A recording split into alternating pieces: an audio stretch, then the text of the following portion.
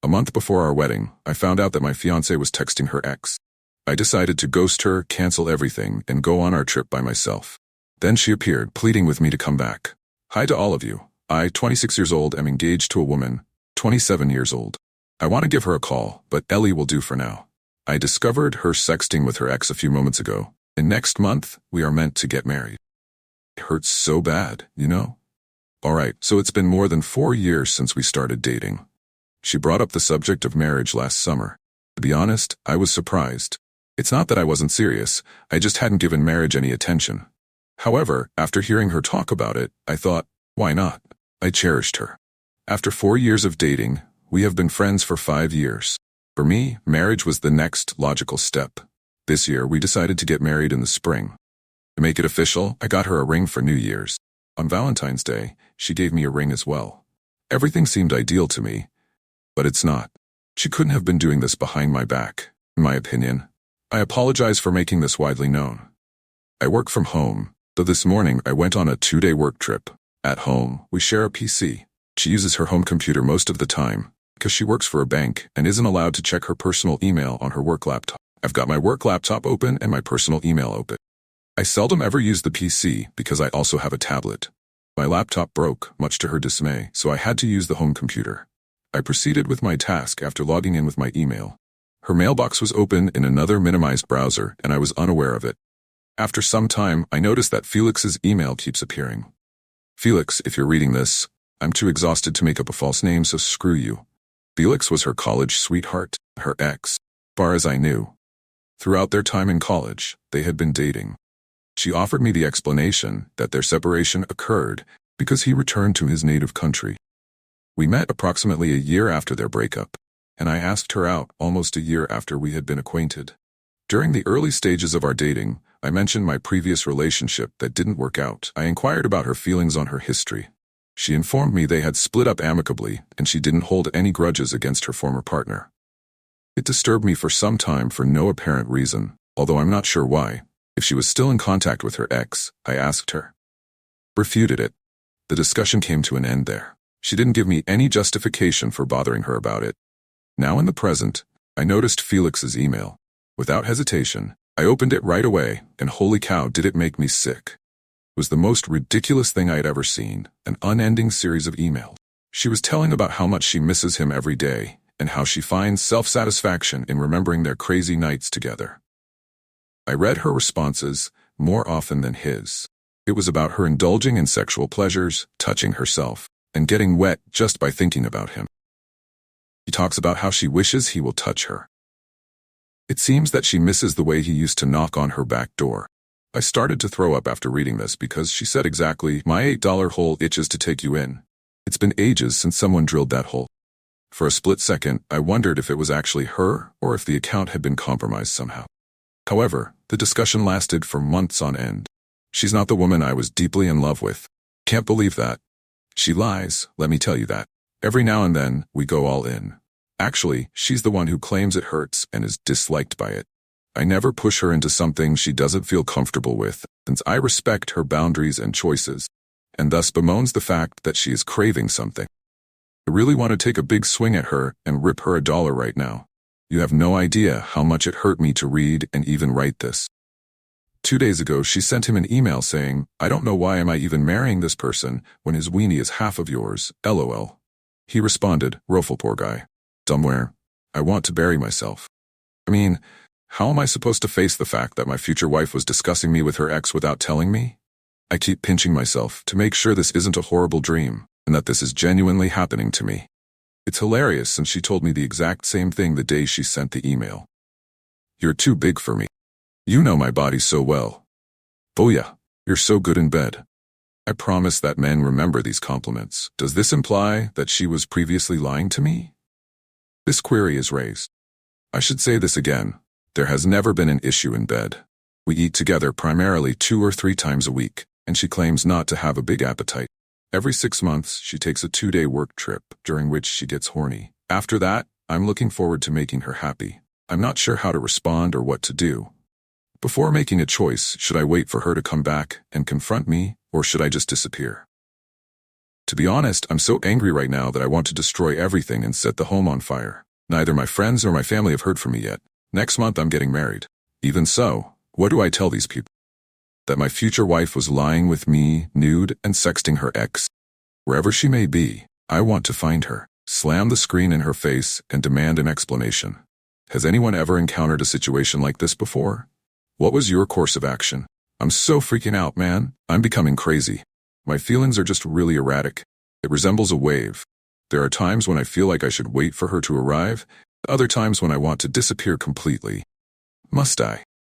Since learning about the cheating, I have spent the last 2 hours hardly getting out of this chair. I suppose I've wasted enough time pondering over this circumstance. Now is the moment to act. First update. Hi. Thanks everyone. 6 hours after turning off the computer, I opened this subscription on my phone again, and presto, more than 50 comments. I apologize for not being able to respond to everyone, but I would want to express my gratitude to everyone who took the time to read my mumbo-jumbo story and leave a remark. I was never engaged, as some of you have noticed. How could I introduce her as my fiancée?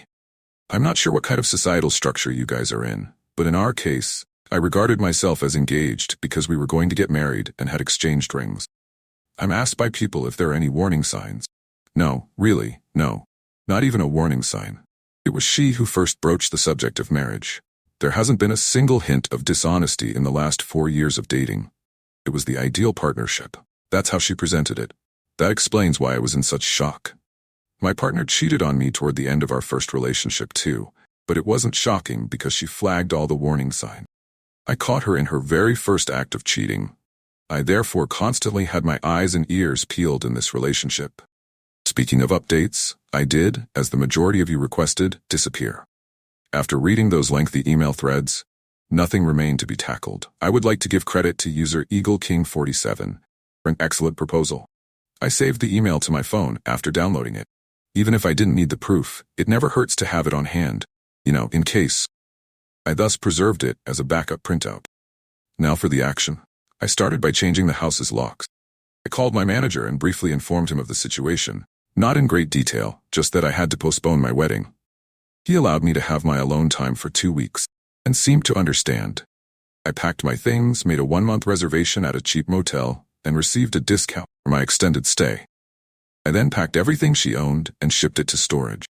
The storage receipt was maintained at the door by me. She updates her Gmail with photos and contacts in sync. I removed each and every one of them. We were contributing money to our joint account in preparation for our wedding. I removed my part, roughly 70%. I received a 50% refund when I canceled the venue. I rescheduled all of the other appointments, photographer, caterer, etc., and received refunds from the most of them. I made the most out of those 2 days, basically. She called and texted me as usual throughout the course of these 2 days, but my ghosting had already begun. She's not yet blocked by me. If she figures this out at all, I wanted to watch how she responds to it all. She sent out a number of messages throughout the course of those 2 days. All of the pictures and contacts on my phone are gone. I suppose there's a problem with my phone. Thankfully, the home PC has a backup of it. What's wrong with you? Are things going well for you? Why do you not respond? Why are you upset with me? How did things turn out for you? Why won't you pick up when I call? She called my brother and parents to see how I was doing. They knew nothing of this. Mom gave me a call right away. I took her call and instructed her to keep quiet to Ellie. Simply inform her that I didn't reply. I assured her that I would explain everything when I got home the following day. She followed my instructions. As if she cares, the text went on. Are you safe? Say something, babe, you're scaring me. Off safe, my ass. This continued for 2 days, and when she finally returned home, her key was broken and the house was locked. I went to my parents and told them that the wedding was off. I revealed to them that Ellie had been deceiving me emotionally. That's all. No specific. They accepted it and didn't question me more. They told me that if I vowed not to hurt myself, they would stand by me no matter what. I said, I'm safe in that sense. I've passed that phase. The good stuff starts here. Ellie went insane when she realized the home was locked. The storage paper was delivered right to her home. I signed it, as one might expect. Called and left voicemails on my phone non-stop. She had the gall to turn the tables on me and ask if I was cheating on her after making fun of me with her ex. What the hell happened? Are you at home? Why did you do this to me? Did you find someone else? He asked. It was somewhat gratifying to observe her experiencing a range of emotions. Her voicemails and texts confirmed this. She was projecting her insecurities onto me when she would sometimes say things like, "You're a coward and juvenile son of a bitch. You are no man. You chose to hide. I know you have been behind my back." At one point, she began pleading, "Baby, why are you doing this to me? I love you. We're going to get married next month. Whatever issue you have, we can surely resolve it." She went mad when she finally realized that I had removed my portion from the joint account, along with her contacts and images. That's when she got explosive. I blocked her. I'd been injured enough by her already.